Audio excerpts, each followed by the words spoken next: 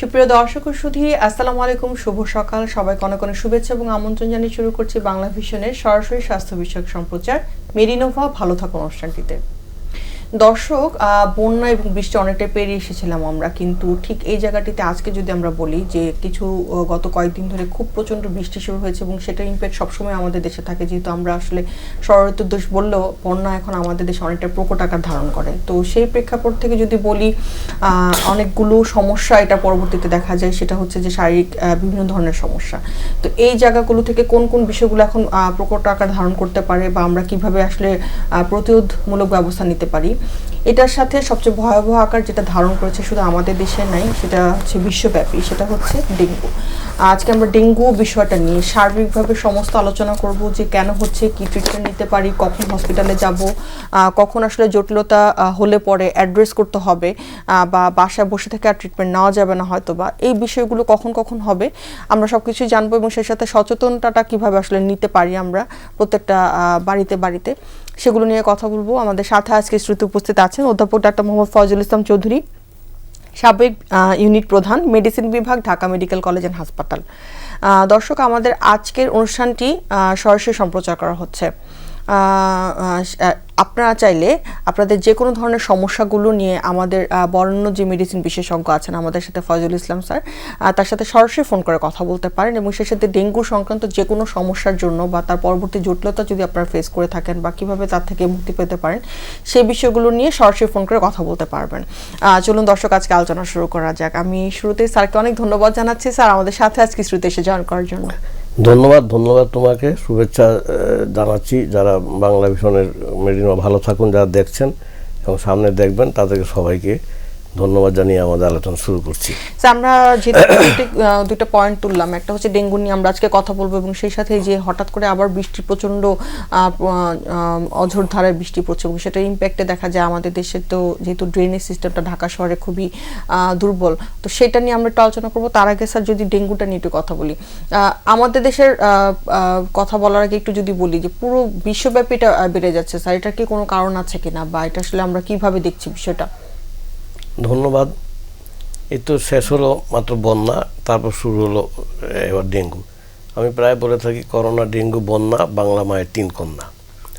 Dengue আমাদের দেশে দেখা যায় প্রতি সেপ্টেম্বর, অক্টোবর, নভেম্বর মাসগুলোতে ডেঙ্গু থাকে। বিশ্বব্যাপী ডেঙ্গু বেড়ে যাচ্ছে। বিশ্বব্যাপী ডেঙ্গু বেড়ে যাওয়ার কারণ হচ্ছে ইনক্রিজড আরবানাইজেশন, একটা ইনক্রিজড পপুলেশন আর গ্লোবালাইজেশন, আর হচ্ছে যে জলবায়ুর পরিবর্তন। এই সব কিছুর কারণে ডেঙ্গু আগের থেকে এখন দেখা যায় 30-40 গুণ বেশি বেড়ে গেছে, বিশ্বব্যাপী বেড়ে গেছে। আর এই সব যতগুলো ফ্যাক্টর বললাম সবগুলো যেহেতু আমাদের বাংলাদেশের সবগুলো পর্যায়ক্রমে সবগুলো ফ্যাক্টর আমাদের দেশে অনেক বেশি পরিমাণে দেখা যায়, তাই আমাদের দেশেও ডেঙ্গু বেড়ে গেছে। এটা স্যার খুবই একটা মানে ভয়াবহতার ব্যাপার এই জন্য, কারণ দেখা যাচ্ছে যে অনেক বেশি মৃত্যু বেড়ে যাচ্ছে, মৃত্যুটার হারও বেড়ে যাচ্ছে। আমরা সাধারণত যে কোনো ধরনের ডিজিজ যখন আক্রান্ত হই আমরা চেষ্টা করি ওটাকে আরও কমিয়ে আনার জন্য, কিন্তু ওইটা কিন্তু আসলে আরও দিনে দিনে বেড়ে যাচ্ছে। তো সেই জায়গা থেকে যদি একটু স্যার বলি যে একটা রোগী মানে এখন যেহেতু সিজনাল অনেক ধরনের ফিভার হয়, কিন্তু ডেঙ্গুটাকে আমরা অন্য রোগ মানে অন্য জ্বর থেকে কীভাবে আলাদা করবো, কীভাবে বুঝবো যে তার ডেঙ্গু হয়েছে? হ্যাঁ, কীভাবে বুঝবো এবং তা বুঝি আর না বুঝি একটা সাধারণ ফর্মুলা যদি আমরা এগিয়ে যাই, যখন ডেঙ্গুর সিজন শুরু হবে, ডেঙ্গুর সিজন মিনস ডেঙ্গুটা একটা ভাইরাল ডিজিজ এবং এই সময় শুরু হয়, প্রতি বছর এই সময় শুরু হয়। ডেঙ্গুর সিজন যখন শুরু হবে তখন যদি কারোর যদি জ্বর আসে তাহলে ডায়াগনোসিস হোক বা প্রমাণ হোক বা না হোক ধরে নিতে হবে যে ডেঙ্গু হয়েছে।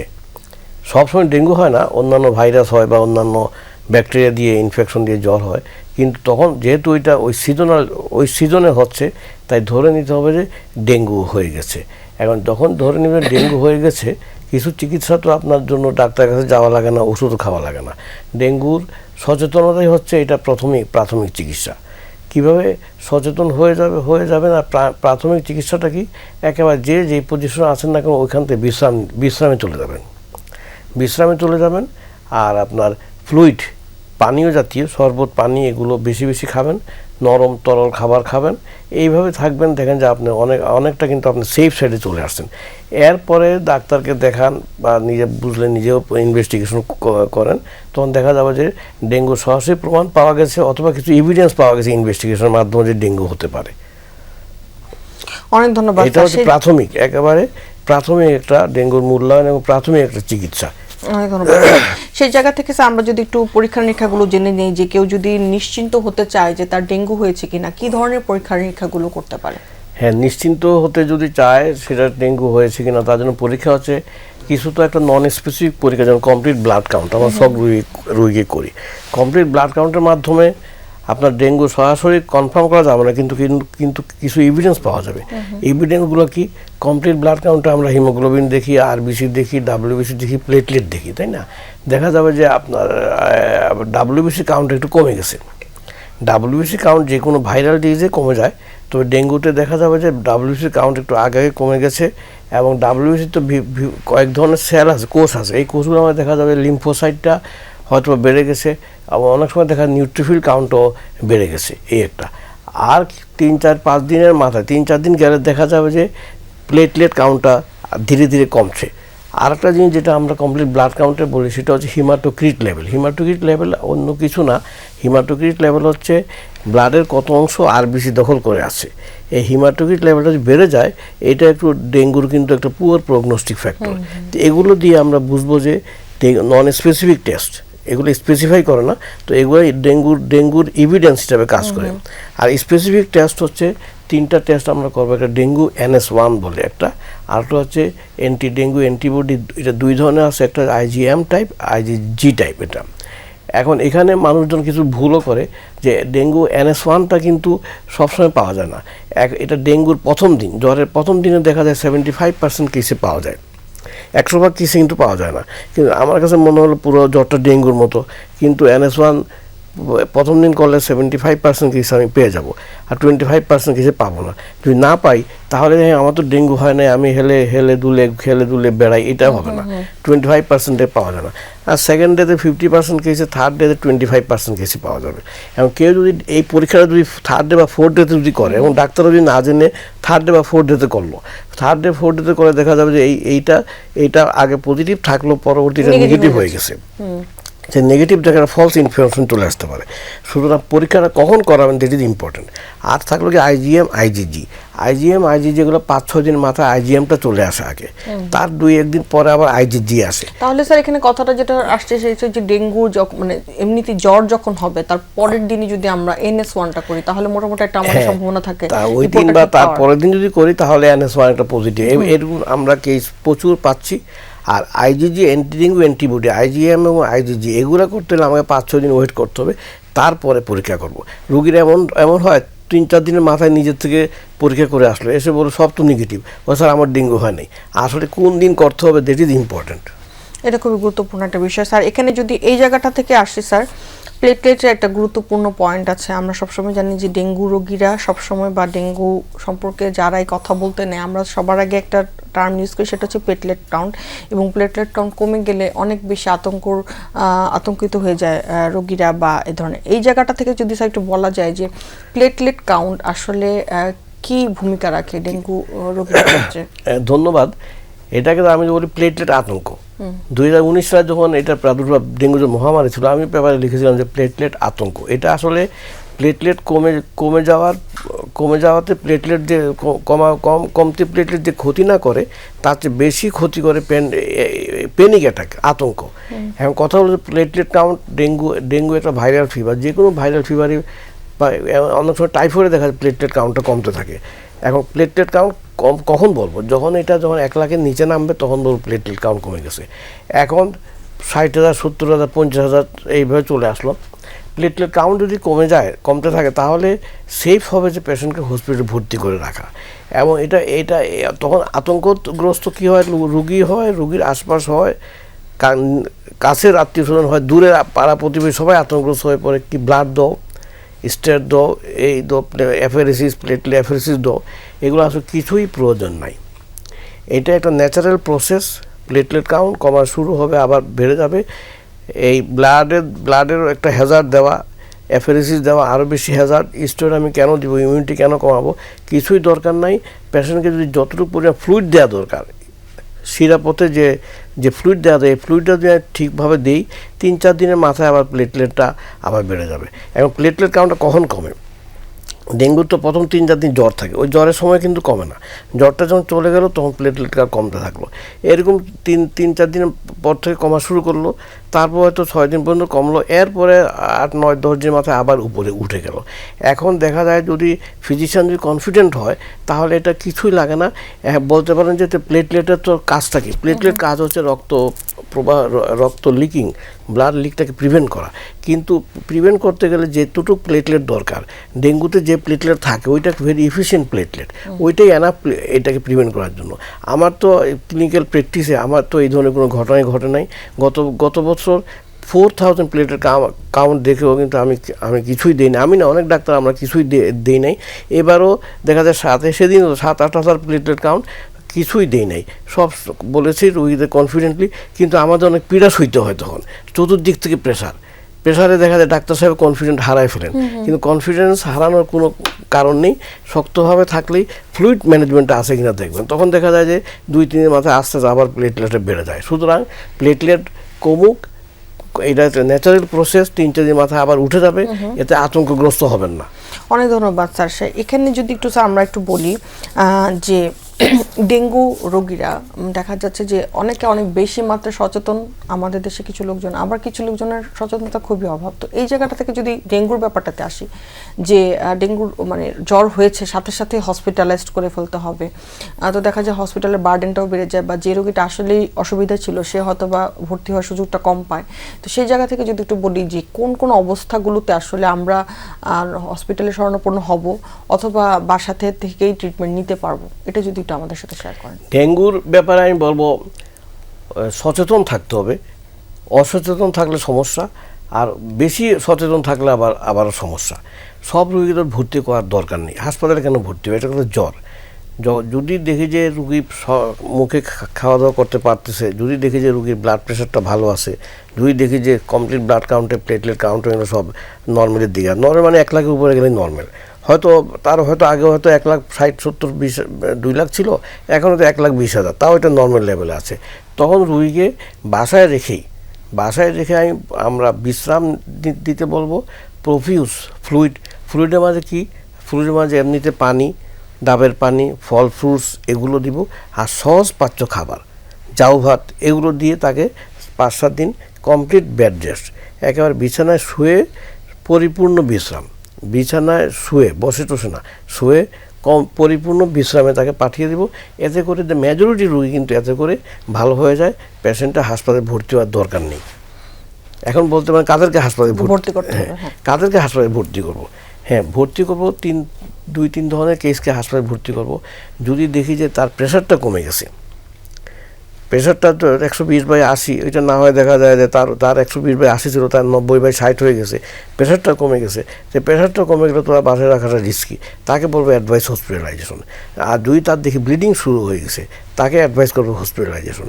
আর যদি প্রেশারও ঠিক আছে, ব্লিডিংও শুরু হয় নাই, কিন্তু প্লেটলেট কাউন্টটা দেখবো একেবারে কমে গেছে, 50,000 নিচে চলে আসছে, 1 লাখের নিচে তো আসছেই, 1 লাখ থেকে 50,000, তাও তাকে আমি সচেতন করে ফেলবো যে এটা কমতেছে, কিন্তু এই মুহূর্তে দরকার নেই, 60-70,000 আছে, দরকার নেই। যদি 50,000 নিচে চলে আসে তাহলে হাসপাতালে ভর্তি হয়ে যাবেন। এই 3টি কারণ, ব্লাড প্রেশার কমে যাওয়া, ব্লিডিং হওয়া, আর প্লেটলেট কাউন্ট যদি 40-50,000 নিচে চলে আসে, তাহলে it is very safe to be transferred the patient to hospital. এবং স্যার আমরা যদি বলি যে অনেক সময় দেখা যায় যে হসপিটালে শুরুতে আমরা কিছুটা কনফিউজ থাকি যে আসলে রোগীকে আমরা ট্রিটমেন্টটা কিভাবে দিব, বা আসলে যেহেতু এটা ভাইরাল ফিভার, এটা এক ধরনের ট্রিটমেন্ট থাকে, সেই ক্ষেত্রে আসলে আমরা ট্রিটমেন্ট প্ল্যানটা কিভাবে করতে পারি, বা ডক্টরদের উদ্দেশ্যে যদি শেয়ার করেন। আমাদের ট্রিটমেন্ট প্ল্যান ডক্টরদের উদ্দেশ্যে বলবো বা সবার ট্রিটমেন্ট প্ল্যান হচ্ছে ডেঙ্গু ট্রিটমেন্ট মানে অর্থই হচ্ছে যে ফ্লুইড রিপ্লেসমেন্ট। কারণ কি ডেঙ্গুতে কি হয়, ডেঙ্গুতে রক্তনালী থেকে পানি অংশটুকু বের হয়ে যায়, পানি অংশটুকু যখন বের হয়ে যাবে তখন আরবিসির কনসেন্ট্রেশনটা, ঘনত্বটা বেড়ে যায়, এটাকে আমরা বলি হিমাটোক্রিটটা বেড়ে গেছে। এখন ফ্লুইড রিপ্লেসমেন্ট কিন্তু যথোপযুক্তভাবে হয় না, হয়তো ফ্লুইড রিপ্লেসমেন্ট হয়তো 3,000 দরকার, 4,000 দরকার, আর first 2 hour is very important, তাই না? আমি হয়তো দিচ্ছি হয়তো 1000, নর্মাল স্যালাইনে চালায় রাখলাম, 10 ড্রপ 20 ড্রপ পার মিনিটে যাচ্ছে, এইভাবে দিলে হবে না। একেবারে একেবারে অ্যাবসলিউটলি না মাপতে পারলেও একটা মডিফাইড মেজারমেন্টে আমরা ফ্লুইডটাকে রিপ্লেসমেন্ট করতে হবে, যার যতটুকু দরকার অতটুকু ওইভাবে ফ্লুইড রিপ্লেসমেন্ট করতে হবে। Fluid replacement is the treatment of dengue. অনেক ধন্যবাদ স্যার। একটা টার্ম আমরা অনেক আগে থেকে যেহেতু ডেঙ্গুর এই প্রকোপটা শুরু হয়েছে 2000 সাল থেকে বলতে পারি আমরা, এবং সেই সাথে এই টার্মটা উঠে এসেছে যে ডেঙ্গু শক সিনড্রোম।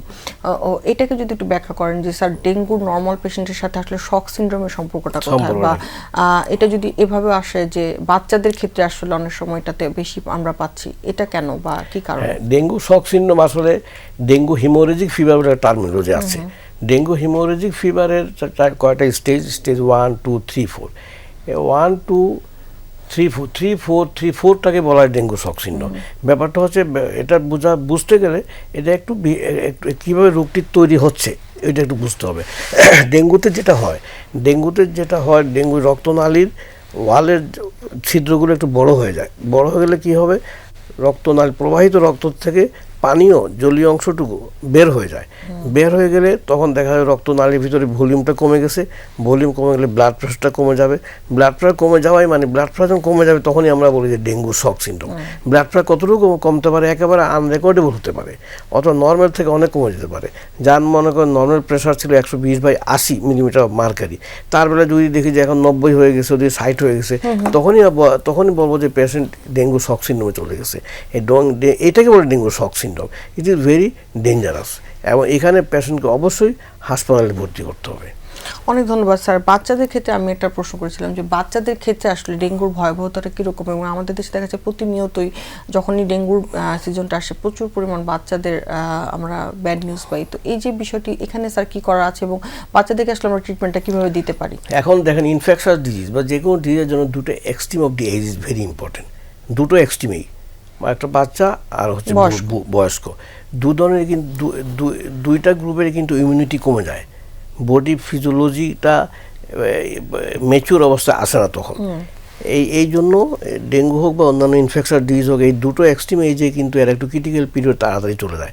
বাচ্চাদের বেলায় আসি, বাচ্চারা মনে করেন প্রথমত সে তো আর বলবে না, বুঝতেছে না, আর যার ফলে গার্জিয়ানও বুঝতেছে না। এটা নিয়ে সে দৌড়াদৌড়ি করতেছে, খেলাধুলা করতেছে। তাহলে ফার্স্ট ফেজে ট্রিটমেন্টের প্রথম ফেজটা কিন্তু ফেইলিউর হচ্ছে। সে বুঝতেছে না, গার্জিয়ান বুঝতেছে না, বাচ্চারা বিশ্রামও যায় না, যার ফলে প্রথম ফেজে ফেইলিউর হচ্ছে। আর সেকেন্ড ফেজ কি, ডেঙ্গুর প্যাথোলজিটা এখানে যেহেতু ডেঙ্গুর বাচ্চাদের ইমিউনিটি কম, ডেঙ্গুর প্যাথোলজিটা মারাত্মকভাবে এগিয়ে যায়। সুতরাং এই ধরনের বাচ্চাদের বেলায় শক সিনড্রোমটা বেশি হয়। কিছুদিন আগে তো আমি পেলাম একটা পেশেন্ট একদম ব্লাড প্রেশার নাই, সাথে সাথে এনে 1 ঘন্টা 2 ঘন্টার ভিতরে রানিং নর্মাল স্যালাইন দিয়ে প্রেশারটা তুলে তার রোগী ভালো হয়ে চলে গেছে। তো এই দুইটা কারণে বাচ্চারা সচেতন না, নাম্বার 1, আর বাচ্চাদের বডি ইমিউনিটিটা কম, নাম্বার 2, নাম্বার 3 ডেঙ্গুর প্যাথোলজিটা বাচ্চাকে তীব্রভাবে আক্রমণ করে।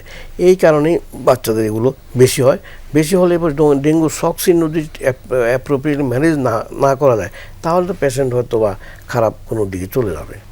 অনেক ধন্যবাদ স্যার। এখানে একটু যদি আমরা এই জায়গা থেকে একটু কমপ্লিকেশনগুলোর দিকে আসি, যে ডেঙ্গুতে ট্রিটমেন্ট ঠিকমতো না নেওয়া হলে এটা একটা, আর এটা হচ্ছে যে তারপরও ট্রিটমেন্ট নিচ্ছে অনেক শেষ স্টেজে। সেই প্রেক্ষাপট থেকে দুটা জায়গা থেকে যদি বলি যে কমপ্লিকেশনসগুলো বা জটিলতাগুলো কি হতে পারে পরবর্তীতে।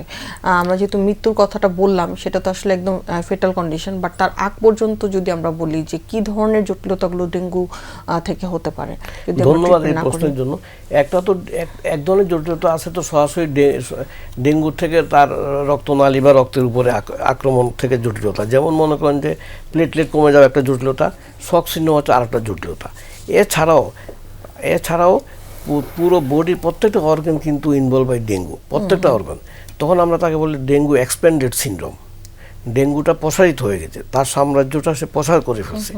সে ছিল কোথায়? সে ছিল হয়তো রক্তের ভিতরে, ওখান থেকে সে শরীরের সব বিভিন্ন অঙ্গ প্রত্যঙ্গে চলে গেছে। ব্রেনে চলে গেলে এনকেফালাইটিস, হতে পারে এনকাফালাইটিস, এগুলো কিন্তু একদম প্রথমবার ডেঙ্গুর সময় কিন্তু বেশি বোঝা যায় নাই, যেহেতু অনেক রিসার্চ হচ্ছে, আমাদের দেশে হচ্ছে, এখন পুরোপুরি বোঝা যাচ্ছে। এই যদি অনেক সময় এটা লাংসে নিউমোনিয়া করে সেকেন্ডারি ইনফেকশন করতে পারে, হার্টে মায়োকার্ডিটিস করতে পারে, লিভারে হতে পারে একুট হিপাটাইটিস করতে পারে, কিডনিতে একুট কিডনি ইনজুরি করতে পারে। এইভাবে শরীরের বিভিন্ন অর্গানগুলো ইনভলভ হতে পারে ডেঙ্গু দ্বারা। অনেক ধন্যবাদ স্যার। আমরা যদি স্যার একটু ডেঙ্গুর এই জায়গাটা থেকে একটু আসি, যে সচেতনতা, যদিও আমরা জানি কিছু কমন বিষয়গুলো, তারপরে অনেকের ধারণা শুধুমাত্র মশা দিয়ে হচ্ছে এবং একজনকে কামড়ালো ওই মশা আরেকজনকে কামড়া হবে কিনা, এই জায়গাটা থেকে যদি একটু আমাদের সাথে শেয়ার করেন যে স্যার কোন জায়গাটাতে আসলে সচেতনতা বেশি দরকার যদি আমরা ডেঙ্গু থেকে আমাদের ফ্যামিলি মেম্বারদেরকে আসলে প্রোটেক্ট করতে চাই? হ্যাঁ, সচেতনতা ডেঙ্গু আসে করতে মশা থেকে আসে, অ্যানোফিলিস মস্কিটো থেকে আসে। সুতরাং মশার লার্ভা স্টেজ থেকে শুরু করে মশা যাতে তার বংশবৃদ্ধি করতে না পারে, মশার বংশবৃদ্ধি না কীভাবে পারবে না, আমরা মশাগুলোকে মেরে ফেলতে হবে। তারপর মশার যে এনভায়রনমেন্ট তারা বড় হয়, সেই এনভায়রনমেন্ট রাখা যাবে না, এটা তো আমরা সবাই জানি। পানি পরিষ্কার পানিতে হয়, এই পানিটা নিয়ে রাখা যাবে না, তাই না, আশেপাশে। নাম্বার 2। নাম্বার 3 হচ্ছে মশা আছে, মশা যাতে কামড় টান দিতে না পারে। ডেঙ্গু আবার মশা রাত্রে কামড় দেয় না, দিনের বেলায় কামড় দেয়, তাই না। এখন কামড় যাতে দিতে না পারে সে কীভাবে চলবো, আমরা কমপ্লিট স্লিপ পরবো, পাজামা এগুলো পরবো, আর মশারির ভিতরে থাকবো, যাতে আর রিপেলেন্ট আমরা ইউজ করব, যাতে মশা আমার গায়ে বসতে না পারে। আর মশা যদি কামড়িয়ে দিলে তো আমি বুঝবো না কীভাবে হলো। তারপর ডেঙ্গু হলে যখন জ্বর চলে আসবে তখন আমাকে সচেতন হয়ে যেতে হবে। এই হচ্ছে তার প্রিভেন্টিভ মেজার। অনেক ধন্যবাদ স্যার। আমরা শুরুতে আলোচনা করছিলাম আরেকটি বিষয় নিয়ে, যে আমরা আজকে ডেঙ্গু হলে পরে অনেক সময় অনেক ধরনের কিছু মিথ বা ভুলভ্রান্তি ধারণা থাকে যে এই খাবারটা খেলে ডেঙ্গু রোগী তাড়াতাড়ি সুস্থ হয়ে যাবে বা পেঁপের রস খেলে প্লেটলেট বেড়ে যাবে। তো এই জায়গাটা থেকে যদি একটু বলি যে আসলে এগুলো কতটুকু ঠিক, এবং যদি সেটা ঠিক না হয় আমরা কি ধরনের খাবারগুলো আসলে খেতে পারি? কী ধরনের খাবার আমরা খাবো সেটা বডি ফিজিওলজি চিন্তা করে, যে যখন ডেঙ্গু হলো শরীর সর্ব অঙ্গ ইনভলভ হয়ে গেল।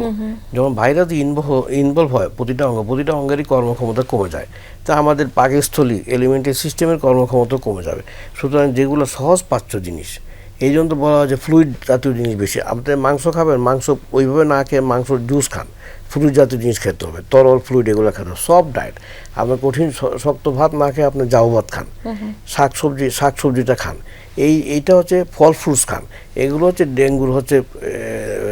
ডেঙ্গু ফ্রেন্ডলি খাবার। এগুলো উল্টো পথে যে তার উল্টো যেগুলো আপনার মনে করেন যে রিচ ফুড, এগুলো তখন খাবেন না। আর আপনি যেগুলো বলেছেন পেঁপে, এগুলো আপনার মনে করেন যে একেবারে না বলা যাবে না, এগুলো তো ক্ষতিকারকও না। আপনি যদি এগুলো ক্ষতিকারক না হয়ে থাকে তাহলে একটু খেতে পারেন। অনেক জায়গায় বলছে, কিন্তু সাইন্টিফিক্যালি একেবারে প্রমাণিত হয়ে আসে নাই, কিন্তু এগুলা খেলে কোনো বাধা নেই, খেতেই পারেন আপনি। আমি বলবো না যে সায়েন্টিস্ট হিসাবে যেগুলা ট্রিটমেন্ট তা না, যেহেতু এগুলো স্বাভাবিক খাবার, এই খাবারগুলো যথেষ্ট ভ্যালু আছে, তাই এবং অনেকে মনে করেন তাই এগুলো খেতে পারেন। অনেক ধন্যবাদ স্যার। আর এই জায়গাটা থেকে স্যার একটু আসি, যেহেতু আমরা বন্যার বিষয়টা নিয়ে কথা বলছিলাম এবং গত কয়েকদিন ধরে বৃষ্টির খুব প্রকোপ গেছে, তো এই জায়গা থেকে এখন যদি আমরা সচেতন হতে চাই কোন সমস্যাগুলো আসলে হতে পারে, এবং অনেক জ্বর ঠান্ডা কাশির সমস্যা কিন্তু এই সিজনটাতে হতে থাকে, তো সেই জায়গা থেকে যদি স্যার বলেন যে কি ধরনের রোগীরা আসে এই সময়টাতে স্যার আপনার কাছে? সেদিন বিশেষ করে বন্যার পরবর্তী সেদিন লক্ষ্মীপুরে আমি একটা মেডিকেল টিম নিয়ে গিয়েছিলাম। বন্যার পরবর্তী দেখি যে স্কিন ডিজিজগুলো খুব বেশি, ফুসকা, চুলকানি, এগুলো খুবই বেশি। আসলে বন্যা তো এনভায়রনমেন্টটাই চেঞ্জ করে দেয়, নিউট্রিশন মেনটেন হয় না, এনভায়রনমেন্ট মেনটেন হয় না, হাইজিন মেনটেন হয় না, সোয়ারেজ সিস্টেমের সমস্যা। সুতরাং আমি বলবো সব ধরনের সমস্যা বন্যায় বেড়ে যায়। আর কিছু রোগ নতুন হয়ে আসে, আর পুরাতন রোগগুলো তো যার যে পুরাতন রোগগুলো আছে ওই পুরাতন রোগগুলো বেড়ে যায়, কারণ তার চিকিৎসা তো সে পাচ্ছে না। সব মিলায় বন্যাতে যেহেতু সব কিছু চেঞ্জ হয়ে যায়, বন্যাতে রোগের একটা প্রাদুর্ভাব। বন্যা হচ্ছে রোগের একটা আখড়া, বন্যা এলাকা। এবং স্যার সেই সাথে কিন্তু উত্তরবঙ্গেও কিছু জায়গায় সাময়িকভাবে বন্যা এখনো চলছে। তো এই জায়গা থেকে স্যার যদি একটু আমাদের সাথে শেয়ার করেন যে এই রোগগুলো হলে পরে ওই সময়টাতে আসলে কি করা যেতে পারে বা তারা কিভাবে আসলে ট্রিটমেন্টটা নিতে পারে, বা আমাদের মানে মেডিকেল ফ্র্যাটার্নিটিতে যারা আছেন তারা কি কি পদক্ষেপ নিতে পারেন? এইখানেও আবার সচেতনতা যতটুকু চেষ্টা করা যাবে, যতটুকু চেষ্টা করা যাবে যে তার পানি সাপ্লাই, ওয়াটার সাপ্লাই, পানি যেন বন্যা পানি যেন তারা না খায়, আর ওই পানিতে যেন গোসল, এখন গোসল না করে কতদিন থাকবে, তাই না? তো এগুলো যেন আলাদা ওয়াটার সাপ্লাই তাকে দিতে হবে। ওয়াটার সাপ্লাই আমি হয়তো এখানে বসে বলছি, কিন্তু ওয়াটার সাপ্লাই দেওয়াটা তো এত সহজ না। এটা মনে করেন যে আপনার উপজেলা লেভেলে উপজেলা যে আপনার অ্যাডমিনিস্ট্রেটর, ডিস্ট্রিক্ট অ্যাডমিনিস্ট্রেটর, এগুলো যে ওয়াসার পানি প্রচুর আশেপাশে যে ওয়াসার যেটা পানি হয়, ন্যাচারাল পানি যেগুলো আসে, এগুলো বন্যা এরিয়াতে সাপ্লাইটা বাড়ায় দিতে হবে। আর যারা পানি ব্যবহার করেন ভালো জায়গায়, তারা পানিটাকে লিমিটেড ব্যবহার করতে হবে, যাতে কিছু পানি তো ওদিকে দিয়ে দিতে হবে। পানিটা হচ্ছে নাম্বার 1। তারপর আসেন যে খাদ্য তো খাচ্ছে বিভিন্ন জনের বন্যার জন্য ত্রাণ দিচ্ছেন। এই খাদ্যর মাঝে আবার যেগুলো শুকনো খাওয়া যেটা রান্না করা লাগে না, এই ধরনের খাওয়া খেতে হবে। আর বন্যা পানিতে গোসল যেন না করে, গোসল করতে হবে আবার ওয়াসার পানিতে, বা যে সমস্ত জায়গায় বন্যা নাই ওই সমস্ত জায়গায় টিউবওয়েলের পানিতে গোসল করতে হবে, যেখানে টিউবওয়েল আছে। এইভাবে একটু একটু সচেতন হয়ে থাকতে হবে। অনেক ধন্যবাদ স্যার। আমরা এই জায়গাতে একটা ছোট্ট বিরতি নিব স্যার। বিরতির পর এসে আমাদের এই মৌসুমটিতে আরও কি ধরনের সমস্যাগুলো আমরা ফেস করি এবং কিভাবে আসলে ট্রিটমেন্ট নিতে পারি সেগুলো নিয়ে জানবো। তার আগে একটা ছোট্ট বিরতিতে যাচ্ছি। সুপ্রিয় দর্শক, মেডিনোভা ভালো থাকুন অনুষ্ঠানটিতে এ পর্যায়ে সময় হয়ে এসেছে ছোট্ট একটি বিরতিতে যাবার। বিরতির পর ফিরে আসছি, থাকবেন আমাদের সাথেই।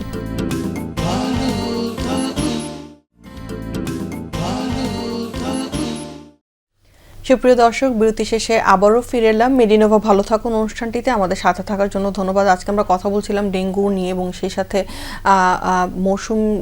এই মৌসুমে যে প্রবলেমগুলো হয়, সেই সাথে বন্যা যেহেতু আবারও একটু হচ্ছে আমাদের উত্তরবঙ্গে, সেই জায়গাগুলোতে আসলে কি করতে পারি আমরা। স্যার এই জায়গাতে এসে একটু কথা বলতে চাচ্ছিলাম গ্যাস্ট্রিকের বিষয়গুলো নিয়ে, যে কোনো কিছু খেলেই একটা গ্যাস মানে পেট ফেঁপে যায় বা দেখা যায় একটা টক ঢেকুরের মতো উঠতে থাকে, এবং সেই সাথে দেখা যায় যে খাবার দাবার যতই মেনটেন করে খাওয়া হচ্ছে না কিন্তু ঠিক হচ্ছে না লম্বা সময় ধরে। তো এইখান থেকে যদি স্যার একটু বলেন যে যারা এই ধরনের সাফারিংস করে তাদের আসলে মানে ডায়াগনোসিসগুলো কি হতে পারে বা কি করতে পারেন তারা? ধন্যবাদ। এটা একটা কমন প্রশ্ন এবং সব লেভেলের মানুষের এই রোগটা হয়ে থাকে। ফাইন্যান্সিয়ালি যারা সলভেন্ট তাদেরও হয়, যারা নন সলভেন্ট তাদের হয়। এর প্রধান কারণ আমি যেগুলো মনে করি যে খাওয়ার জন্য ডিসিপ্লিন, খাদ্য নেওয়ার সিস্টেমে, খাওয়ার সিস্টেমে যারা ডিসিপ্লিন মেনটেন করেন না তাদের বেলা এটা হয়। সেই ডিসিপ্লিনটা কি? ডিসিপ্লিনটা হচ্ছে কখন খাবেন, নাম্বার 1, কতটুকু খাবেন, নাম্বার 2, নাম্বার 3 হচ্ছে কি আইটেম থাকবে। এই 3টে জিনিসই হয়। আমাদের যারা মানে কমন মানুষের যেটা সমস্যা হয়ে থাকে যে কতটুকু খাবেন, তাহলে পেট ভর্তি করে খেয়ে ফেলে, একেবারে পেটের চেয়ে যদি আরও বেশি হয়, পেটটা বুকে চলে আসে একটা। তারপরে এই অতটুকু খাওয়া, কখন খাওয়া দেখা যায় যে খাওয়ার কোনো টাইম মেনটেন হয় না। বিশেষ করে যেমন রাত্রে হয়তো 12টা বাজে খেয়ে শুয়ে পড়লো, it is not the time. তারপরে কী খাবে, হেলদি ডায়েট না খেয়ে unhealthy diet, rich food, fast food যেগুলো বলি, এগুলো তো আনহেলদি ডায়েট। এই আনহেলদি ডায়েট খাওয়া, তো এই 3টি কারণে মোটামুটি আমরা বলি যে তার গ্যাস্ট্রিক শব্দটা আসলে একটা মিসনোমার। গ্যাস্ট্রিক মানে এটা ডিসপেপসিয়া, যে পেটে জ্বালা পোড়া করবে, পেট ফেঁপে যাবে, ঢেকুর দিবে, এগুলো যখন হয় তাকে বলা হয়, তখনই বলা হয় এটা গ্যাস্ট্রিক শব্দটা কিন্তু একটা, গ্যাস্টার হচ্ছে স্টোমাকের ল্যাটিন নাম হচ্ছে গ্যাস্টারের অ্যাডজেক্টিভ হচ্ছে গ্যাস্ট্রিক। ওইভাবে এখানে চলে আসছে, ট্রেডিশনালি নামটা এভাবে চলে আসছে। তাহলে গ্যাস্ট্রিক যাতে না হয় এর জন্য আমাদের কী করতে হবে? প্রথম কথা হচ্ছে আমি খাওয়ার টাইমটা ঠিক মেনটেন রাখতে হবে। সকাল, দুপুর, সন্ধ্যা, রাত না, 7টা 8টার ভিতরেই। আমাদের দেশে হয়তো 7টা 8টা বলতে পারেন, কিন্তু আপনার ওয়েস্টার্ন ওয়ার্ল্ডে ইভেন সব জায়গাতেই দেখেন যে ওই খাওয়াটা কিন্তু আপনার 7টার আগেই খেয়ে ফেলতেছে সবাই। It is very important. আমাদের দেশে কী করে আমরা রাত্রেবেলা খাই, রাত্রেবেলা পেট ভর্তি করে খেলাম, খাওয়ার পরে শুয়ে গেলাম, তো এটা খাওয়াটা তো হজম হলো না, পেটে তো থেকেই গেল, পেটে থেকে যাবে, তখন দেখা যায় পেটে একটা অ্যাবনর্মাল সিচুয়েশন তৈরি হবে। এইটা হচ্ছে নাম্বার 1। নাম্বার 2, আমরা পেট ভর্তি করে খাই। একটা পাকে যদি পুরো ভর্তি করে ফেলেন, তাহলে ভর্তি করে একটা চার্নিংটা কীভাবে হবে? আমরা যদি একটা রান্না যদি একটা তরকারি যদি রান্না করার জন্য যদি একটা ডেকচিতে বসাই, পুরোটা কি তরকারি দিয়ে দিব নাকি? নিচে একটু রাখবো, তারপর পানি দিব, তারপর খালি রাখবো, ঘুটাতে হবে। পুরো পেট ভর্তি করে দিলে এটা ঘুটাবে কে? চার্নিংটা কীভাবে হবে? সুতরাং পাকস্থলী 3 ভাগের 1 ভাগ ভর্তি করে খাবো। আচ্ছা, তারপরে সাথে সাথে পানিটা খাবো না, পানি খাবো 30-40 মিনিট পরে। দেখা যায় যে খাওয়ার সাথে 2-3 গদ করে 2-3 গ্লাস পানি খেয়ে ফেলতেছি। পানিটা যদি এত পানি যদি খেয়ে ফেলি, যে খাওয়াটা আমি খেলাম এটা ডাইজেস্ট করবে কে? ডাইজেস্টিভ জুসটা তো আপনার ডাইলুট হয়ে গেল। ডাইলুট হলে তো ডাইজেস্ট হবে না। সুতরাং ডাইজেস্টের জন্য টাইম দিতে হবে 30-40 মিনিট, ইনিশিয়াল ফেজ অফ ডাইজেশনের জন্য। এরপর একটু পানি খেলাম। এখন পানি যে একদম খাবো না তা না, যে গলায় আটকে গেছে 1 ঢুক 2 ঢুক নিলাম। তাহলে এই হচ্ছে খাবার সিস্টেম, এইভাবে খাবো। আর কী আইটেম খাবো? সহজ জিনিস খাবো। ভাত তো খাবোই, ভাত বা রুটি যা খাই, সবজি খাবো, মাছ খাবো, মাঝে মাঝে মাংস খাবোই। এটা না করে আমরা রিচ ফুড খেয়ে ফেলাম সবসময়, তাই না? একটা ভাজা পোড়া সব কিছু খেয়ে ফেললাম। এতে করে তো পেটের নিজস্ব ফিজিওলজিটা মেনটেন হবে না। নিজস্ব ফিজিওলজি মেনটেন না হয় তখন পেট দেখা যাবে যে আপনার উল্টোভাবে কাজ করতেছে। উল্টোভাবে কাজ করা মানে সে ফুলে যাবে। ফুলে গেলেই ফুলে যাওয়াটা মানেই হবে তখন যে একটা পেট ফাঁপা মনে হবে যেন একটা ঢেকুর দিচ্ছে, বাতাস হচ্ছে। আর ওইখানে যখন ডাইজেশন হবে না তখন দেখা যাবে একটা টক ঢেকুর উঠতেছে। সব কিছু মিলে ইনডাইজেশন হবে। এই সব কিছু মিলাই বলে গ্যাস্ট্রিক। তাহলে গ্যাস্ট্রিকের মূল কারণই হচ্ছে কিন্তু indiscipline to take food in different form, 3 form: timing, quantity and component. Sir, এখানে যদি একটা কথা বলতে চাই যে অনেক সময় দেখা যায় যে গ্যাস্ট্রাইটিসের জন্য একটা অথবা অ্যান্টিআলসারেন্ট দেওয়া হচ্ছে এবং বছরকে বছর মানুষ মুড়ির মতো খেয়ে যাচ্ছে। এটা আসলে কি ঠিক কিনা, বা এটা কি সবসময় খাওয়া যেতে পারে? এটা মোটেই ঠিক না। এতে করে বিশেষ করে মহিলাদের বেলায় দেখা যায় যে রক্তশূন্যতা, পুরুষদের রক্তশূন্যতা হচ্ছে, অস্টিওপেনিয়া হয়ে যাচ্ছে। এটা মোটেই ঠিক না। এখন অ্যান্টি আলসারেন্ট খাওয়াবে রুই একটু ভালো লাগবে, কারণ অ্যান্টি আলসারেন্ট খেলেও তো পেপটিক আলসারটা হাইড্রোক্লোরিক অ্যাসিড একটু কমে গেলে তার মনে করে আপাতত একটু রিলিফ পাবে, সেই জন্য সে এটা বারবার খায়। এটা কিন্তু ট্রিটমেন্ট হওয়া উচিত না, ট্রিটমেন্ট না। যদি আলসার হয়, আলসার তো এন্ডোস্কোপি ছাড়া তো আলসার কনফার্ম হওয়া যাবে না। আলসার হোক বা গ্যাস্ট্রাইটিস যেটা হোক, এটা যদি হয় তাদের স্পেশাল ট্রিটমেন্ট আছে, সেই চিকিৎসা নিবে আলসারের জন্য বা গ্যাস্ট্রাইটিসের জন্য। এবং এটার সাথে কি আমরা স্যার একটা যে ইস্যুটা আছে যেটা আইবিএস এর, যেটা ইনফ্লামেটরি বাউল সিনড্রোম, যেটা এটার সাথে আসলে এটার পার্থক্যটা কোথায় থাকে? এটার কিন্তু আইবিএস এর কিন্তু 3টা কম্পোনেন্ট আছে। আইবিএস মনে করেন স্টোমাকের যদি ইনভলভ করে, আইবিএস যদি স্মল ইন্টেস্টিনকে ইনভলভ করে, আইবিএস যদি লার্জ ইন্টেস্টিনকে ইনভলভ করে। এইটা হবে পেটের উপরের অংশটা হবে যদি আইবিএস যদি স্মল স্টোমাককে ইনভলভ করে, তখন এই আইবিএসটাই মনে করো তার কাছে মনে হবে যেন গ্যাস্ট্রিক। আবার অনেকের বেলা আরেকটা ডিজিজ আছে, তার হচ্ছে নন আলসার ডিসপেপসিয়া, ওইটা আইবিএসের কাছাকাছি। IBS involving the stomach, non ulcer dyspepsia এবং এই ফুডের ইনডিসিপ্লিনের জন্য এগুলো মোটামুটিভাবে ক্লিনিক্যাল ফিচার ম্যানিফেস্টেশন একইভাবে হয়ে থাকে। এটা খুব তাহলে গ্যাস্ট্রিকটা আইবিএস এর কম্পোনেন্ট হিসাবেও দেখা দিতে পারে। সেক্ষেত্রে কি স্যার কোনো ধরনের কোনো মেডিকেশন কি সবসময় নিতে হবে কিনা, বা রোগীকে আসলে এই জায়গাটা থেকে কি করতে হবে? কারণ অনেক সময় অনেকে গ্যাস্ট্রিকের সাথে আইবিএসটাকে মিলিয়ে ফেলেন, কারণ দেখা যায় একবার লুজ মোশন হয়, একবার কনস্টিপেশন হচ্ছে, তো এই জায়গা থেকে স্যার কি করতে পারে? গ্যাস্ট্রিকটা আইবিএস অনেক সময় গ্যাস্ট্রিক আকারে প্রেজেন্ট করতে পারে। যদি আইবিএস হয়ে থাকে তো আইবিএস এর জন্য যে চিকিৎসাগুলো আছে, মেভেবেরিন হাইড্রোক্লোরাইড দিব। আইবিএস এর কিছু একটা কম্পোনেন্ট হচ্ছে সাইকোলজিক্যাল, ওখানে হয়তো আর অল্প ভেরি মিনিমাম ডোজে হয়তো অ্যান্টিসাইকোটিক ড্রাগ দিব। আইবিএসে হয়তো বাওয়েল মুভমেন্টটা যখন যদি বেড়ে যায় তখন বাওয়েল মুভমেন্টটা কমে, যেভাবে ওই ধরনের একটু ওষুধ দিব। অনেক ধন্যবাদ স্যার।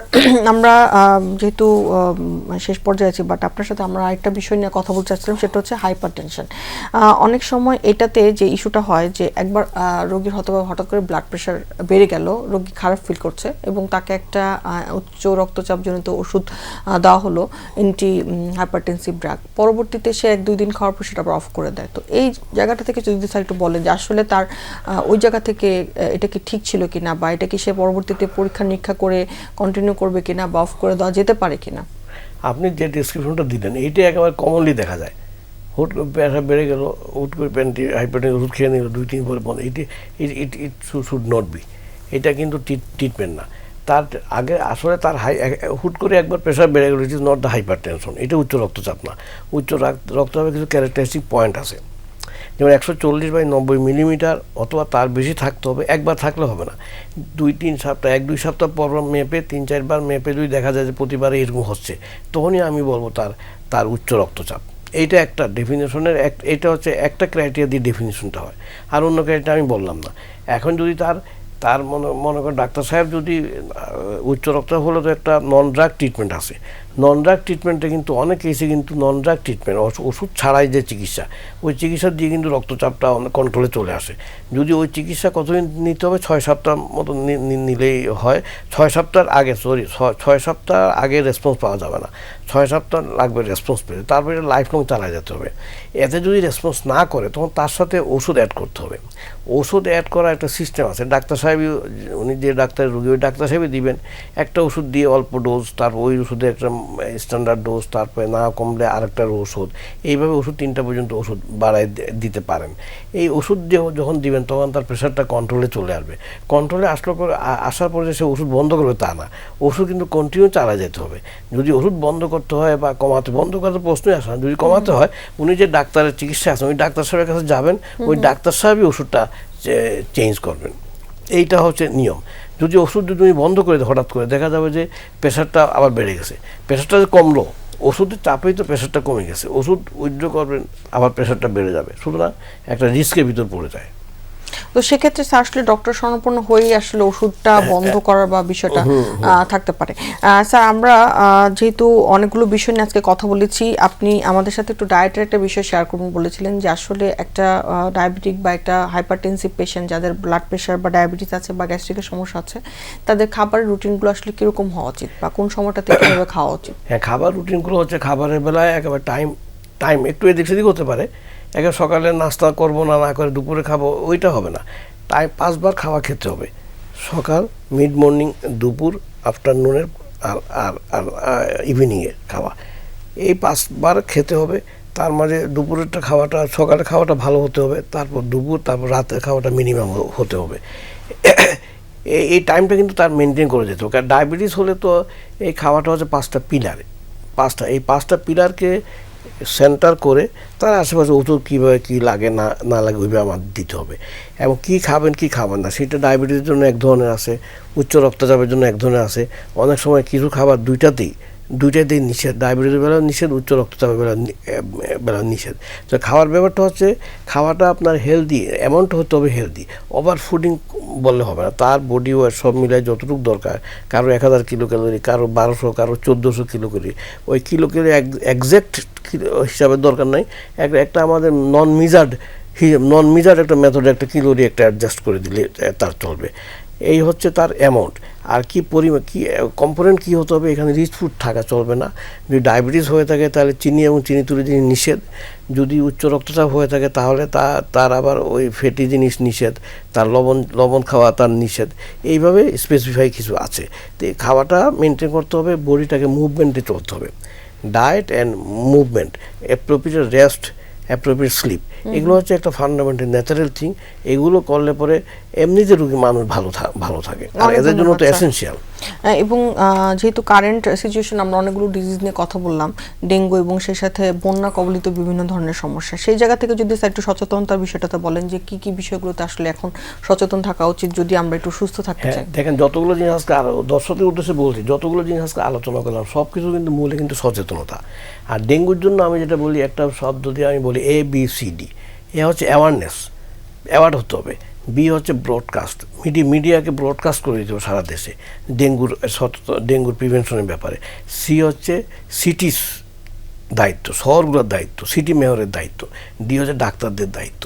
এই ABCD দিয়ে যদি আমরা চলতে পারি তাহলে আশা করি, সিটির দায়িত্ব অনেক আছে, এই দেখেন না মশা মারা, এই সেইগুলো মশা মারতে গিয়েও মারা হয় না, উপর দিয়ে চলে যায়, মশা যে ভিতরে আছে, আর 2টা বিল্ডিংয়ের মাঝখানে ফাঁক, ওখানে ঢুকাও যায় না, তাই না?